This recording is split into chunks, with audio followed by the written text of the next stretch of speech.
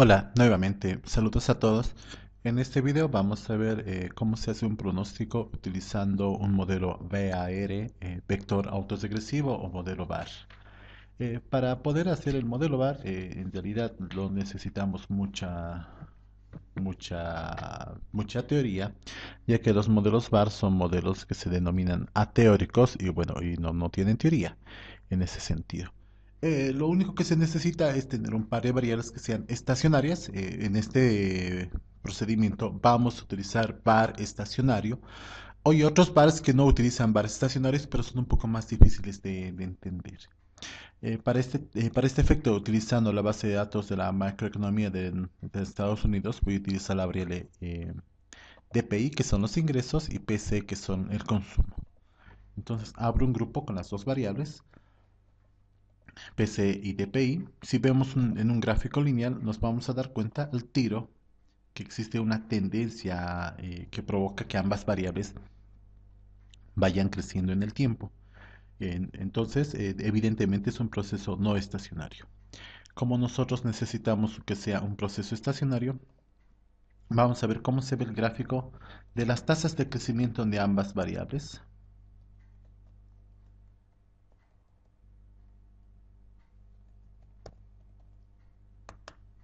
Entonces hago delog de PCE y delog de PCI y vemos nuevamente el gráfico como nos fue con el mismo. Y si se dan cuenta, cambió bastante el gráfico, ¿no?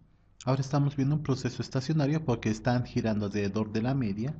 Y si bien las varianzas de un grupo son muy parecidas a las varianzas de otro grupo, entonces al parecer sí están cointegrando estos dos procesos estacionarios. Enseguida vemos una gráfica de cointegración, vemos un test de cointegración de Johansen. Eh, Vamos a utilizar en este caso 6 rezagos, como se tratan de variables trimestrales, es mejor utilizar 6 rezagos para las mismas. Y vemos que que rechazamos la hipótesis una de que no existe un vector de cointegración, o sea, sí están cointegrando, y también rechazamos la hipótesis una de que al menos existe un vector de cointegración.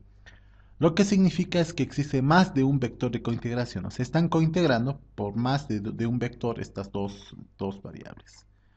Bueno, ya hemos visto el test de cointegración, entonces vamos a hacer un var para ver si estas variables, para poder predecir o pronosticar el siguiente periodo, ¿no? Entro a procesos y hacer un vector autorregresivo. Vamos a utilizar 6 rezagos para empezar. Estos 6 rezagos, debido a que estamos trabajando con datos trimestrales, es una idea de mejorar, duplicar lo que existe, ¿no? Si existe un año, mejor utilizar 2 rezagos o 3 rezagos. Si son datos semestrales, utilizar 5 o 6 rezagos. Si existen datos trimestrales, 6 u 8 rezagos. Prefiero empezar con 6. Tengo el var de las tasas de crecimiento acá. Luego interpretamos en qué consiste cada uno de estos estimadores, que no es muy diferente de la estimación mínimos cuadrados ordinarios. Lo primero que tienen que hacer después de hacer el var es ver si se cumple la condición de estabilidad. Es decir, si no existe problemas no estacionarios. Vemos que en View, estructura de rezago, la tabla de los AR me está diciendo que todos son menores a 1, es decir, que son estables, ninguno está saliendo del círculo unitario, cumple la condición de estabilidad. Vemos lo mismo con el gráfico y vemos que todos los puntos se encuentran dentro del círculo unitario. Por lo tanto, este es un modelo estable. Si fuera inestable, el var hay que desecharlo y hay que hacer otro tipo de var. Ahora vamos a ver el test de causalidad de Granger. La hipótesis nula es la variable no causa a la otra variable. En este caso, la variable dependiente es consumo, PCE. Y decimos, la hipótesis nula, la variable ingreso no causa consumo. Rechazamos esa hipótesis nula, por lo tanto los ingresos sí causan el consumo. Ocurre también el caso contrario. La variable consumo no causa ingresos. Rechazo esa hipótesis nula, por lo tanto la variable consumo también causa los ingresos. En otras palabras, al rechazar ambas hipótesis nulas, estamos viendo que hay bidireccionalidad, es decir, las dos variables se causan mutuamente. Esto es simplemente para saber cuál de los dos var interpretar. Los dos modelos var son adecuados, o los dos resultados encontrados con el var van a ser bastante adecuados. Ahora vamos a hacer un test de exclusión de desagos. Vamos a ver hasta cuántos desagos podemos trabajar. Nos fijamos en el momento en que dejemos de rechazar la hipótesis nula. Desago 1, rechazo la hipótesis nula. El desago 1 sí sirve.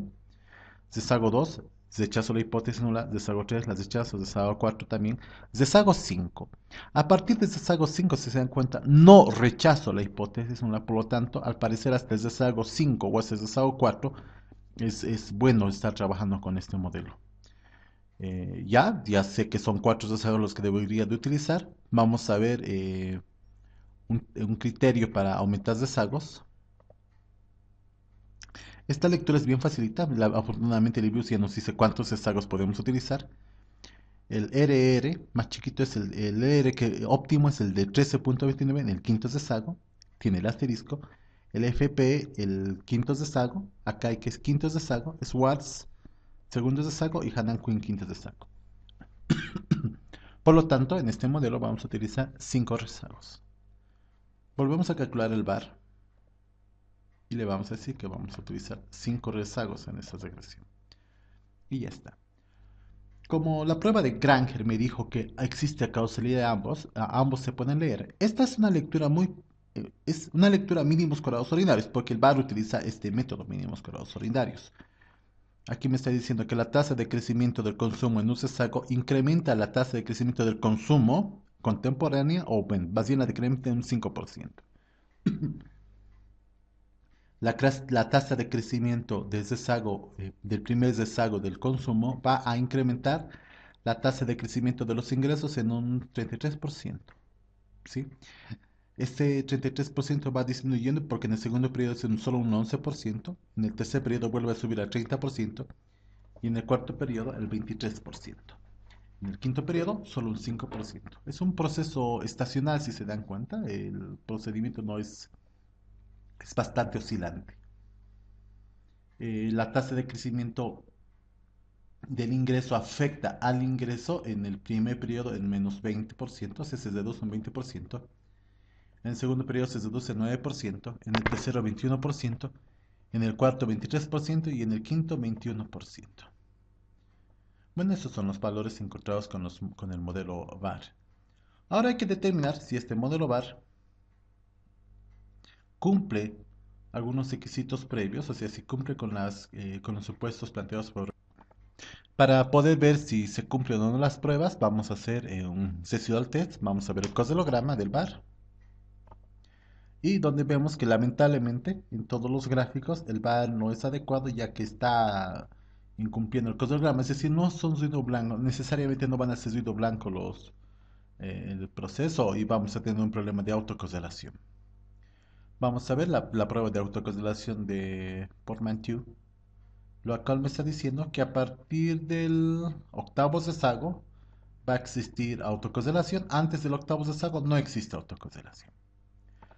Vamos a ver ahora la prueba LM de autocorrelación, nuestra famosa prueba de Birch-Guffrey. Y vemos que afortunadamente solo existe autocorrelación en el primer rezago y en los siguientes no. Aunque en el décimo rezago veo indicios de autocorrelación y se acerca mucho en el octavo rezago. Al parecer tenemos también autocorrelación en algunos rezagos del modelo de regresión, especialmente cada 2 años al parecer. No me queda otra que ver, como conclusión, el modelo sí tiene autocorrelación, hay que resolverlo utilizando alguno de los estimadores para corrección de autocorrelación, el AR puede servir. Una prueba de normalidad me está diciendo que los residuos de esta regresión no, no son normales, o sea, no siguen una distribución normal. Esto es algo que nos puede afectar lamentablemente en la prueba de consistencia o en la consistencia de los estimadores que estamos encontrando. Finalmente vamos a ver pruebas de heterocerasticidad.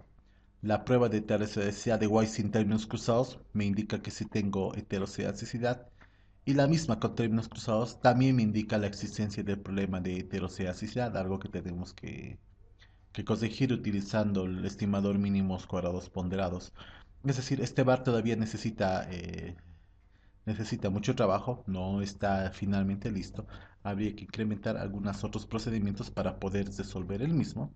Pero el objetivo de este video simplemente era presentar la forma de realización del bar.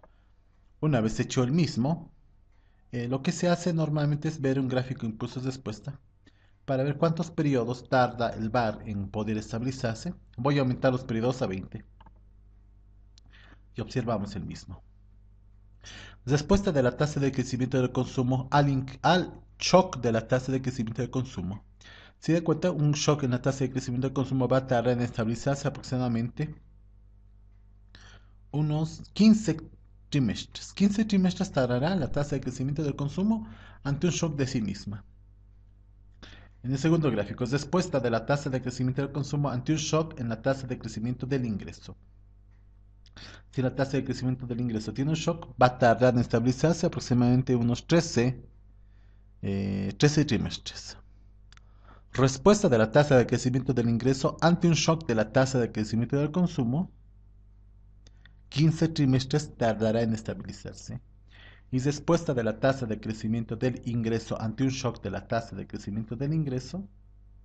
Unos 14 trimestres.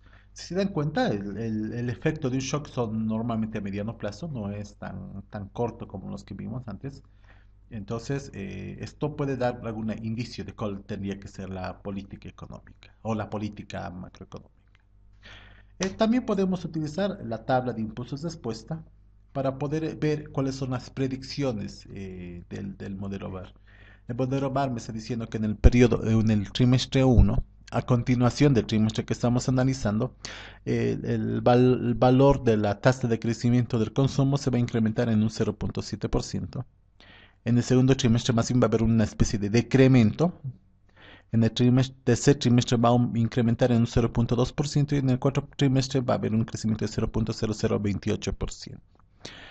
La tasa de crecimiento del ingreso en el primer trimestre no va a crecer, en el segundo trimestre va a crecer muy poquito, en el tercer trimestre también y en el cuarto trimestre va a decrecer. Y esto así sucesivamente son las oscilaciones que puede dar el VAR en el largo y en el mediano plazo especialmente. Espero que les haya servido este video para su estudio y fue un gusto presentar estos videos para poderse pasar todo lo que hemos estado haciendo en clases en este semestre. Hasta luego.